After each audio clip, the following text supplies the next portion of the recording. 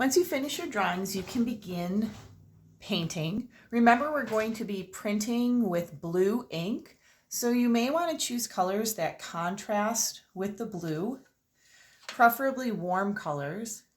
But we are going to be painting them with watercolor washes, which means that they'll be watered down in order to have a translucent effect. So you can get away with some cool colors as long as they're not too dark. You're going to paint only 2 areas now. So for example, I could paint my smallest circle in the middle, skip this one, and then paint this as my second area.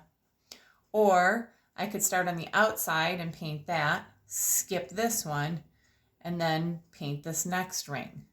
Why do you think we are skipping areas? Well, if you paint wet paint next to wet paint, the colors will bleed together. We don't want that to happen. So you can choose whatever colors you want. I think I'm going to start in the middle with an orange. I'm going to get a little bit of water on my brush and loosen up that watercolor paint and make sure that it's fairly watery. We don't want it to be super dark or bold. I'm going to hold my paintbrush like a pencil, rest my hand, and then run that right along the outline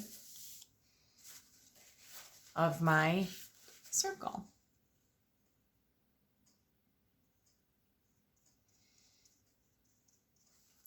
If the color's a little strong, just get a little water on your paintbrush and see how it'll be more watered down. And again, I'm turning my paper so that my tip of my paintbrush runs against that pencil line. To do my second color, I think I will go with this light green. Again, run my tip of my paintbrush along the pencil line. This color is a little thick. I get some water on my brush and water it down. A little bit of paint goes a long way. You do need to be careful when you're doing the opposite side, so I still want you to be able to rest your hand and try and hold this paintbrush like a pencil,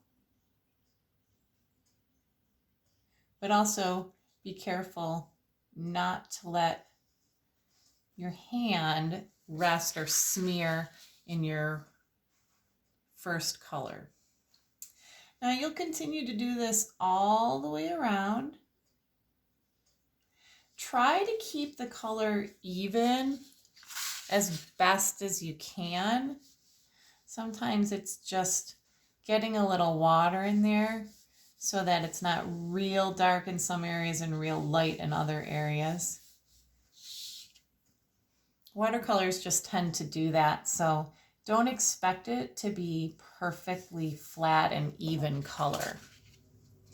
Now, if you accidentally get like some big puddles down on your paper, we don't want that puddle effect. So if that happens, what you can do is dry off your paintbrush with a paper towel and then use your paintbrush like a sponge to absorb that extra watercolor paint. And then get back to doing what you were doing before. So you will finish both sections. When you finish them both, put it off to the side, let it dry, and then you can work on the next one. So you should always be working continuously, because when one painting is wet, the other one will be dry. You'll go back in, finish those other sections that you didn't paint the first time until the whole paper is filled in with color.